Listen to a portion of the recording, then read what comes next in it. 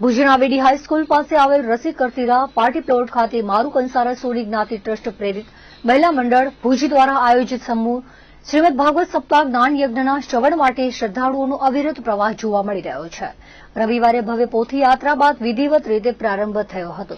કથાના પ્રારંભે વક્તા પરમ પૂજ્ય જનકરાય ભટ્ટ દ્વારા ભાગવતજીના વિવિધ પ્રસંગોનું રસપાન કરાવવામાં આવ્યું હતું। વ્યાસાસનેથી કથાના પ્રારંભે ભાગવત કથાના મહત્વની સમજ આપી હતી। આચાર્ય મૈત્રેય સુમનભાઈ વ્યાસ દ્વારા શાસ્ત્રોક્ત વિધિ વિધાન સાથે પૂજન અર્ચન કરવામાં આવ્યા હતા।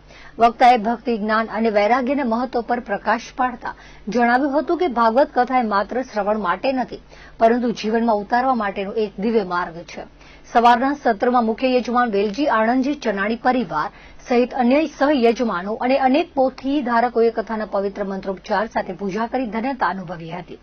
કથાના મુખ્ય યજમાન પદે વેલજી આનંદજી ચનાણી પરિવાર, સહયજમાન પદે જયંતીલાલ કાનજી બુદ્ધભટ્ટી, ઝવેરીલાલ શિવજી બુદ્ધભટ્ટી, કિરણભાઈ વલ્લભદાસ છત્રાળા અને ચંદ્રકાંતભાઈ ઓધવજી બારમેડા પરિવાર રહ્યા છે। તારીખ 10 જાન્યુઆરીના કથા વિરામ લેશે। ત્યારબાદ તારીખ 11ના સવારે નારાયણ યજ્ઞનું આયોજન કરાયું છે। કથાના આયોજન માટે મહિલા મંડળના પ્રમુખ સુધાબેન બુદ્ધભટ્ટીના માર્ગદર્શન હેઠળ મંત્રી રોહિણીબેન બુદ્ધભટ્ટી, સંયોજક રીટાબેન બુદ્ધભટ્ટી, નીલાબેન પોમલ, ઇન્દિરાબેન સોલંકી, ભાવનાબેન ચનાણી, જયશ્રીબેન છત્રાળા, કિમબેન છત્રાળા, શીતલબેન બુદ્ધભટ્ટી, જયશ્રીબેન બુદ્ધભટ્ટી, લતાબેન સોલંકી, નિકિતાબેન બુદ્ધભટ્ટી, ભાવનાબેન બુદ્ધભટ્ટી, પ્રીતિબેન બગ્ગા, રીનાબેન બુદ્ધભટ્ટી, ભાવિનીબેન પરમાર, રાજેશ્રીબેન બુદ્ધભટ્ટી, હિનાબેન પોમલ અને સમગ્ર કારોબારી સભ્યો જહેમત ઉઠાવી રહ્યા છે। આ દિવ્ય કથાનો લાભ લેવા માટે જ્ઞાતિજનો તેમજ ભુજ શહેરના ધર્મપ્રેમી નાગરિકો મોટી સંખ્યામાં ઉપસ્થિત રહી ભક્તિભાવપૂર્વક કથામૃતનું પાન કરી રહ્યા છે।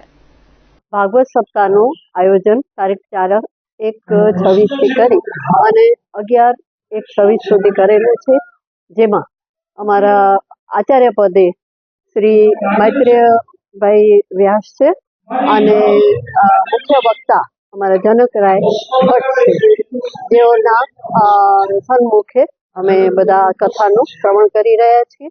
અને કથા દરમિયાન દરરોજ વિવિધ અવતારોનું અને વિવિધ દર્શનોનું પણ અહીં આયોજન કરવામાં આવ્યું છે, જેમાં જ્ઞાતિના દીકરા દીકરીઓ બધા જ આ વેશભૂષામાં આવશે અને અમારા જ્ઞાતિજનોનું મનોરંજન પણ સાથે કરશે। આ સાથે અમારા વિવિધ દાતાઓ તરફથી પણ ખૂબ જ સારું એવું ડોનેશન પણ પ્રાપ્ત થાય છે, તેમજ અમારા સાથે સાથે સંતો મહાત્માઓને પણ અમે અહીં આમંત્રણ આપેલા છે। તેઓ પણ અહીં આવી અને આજે જે પ્રથમ દિવસ તો ગઈકાલે પૂરો થયો, જે દરમિયાન અમે પોથી યાત્રા પણ આયોજન કરેલું હતું, જે અમારા મા કાલિકા મંદિરથી શરૂ કરી અને અહીં અમારા કથા સ્થળ જેનું નામ અમે ગોકુલધામ આપેલું છે, તો અહીં એ પૂર્ણ થયું હતું અને વક્તાના આશીર્વચનથી અહીં કથાનું શરૂઆત કરેલી છે।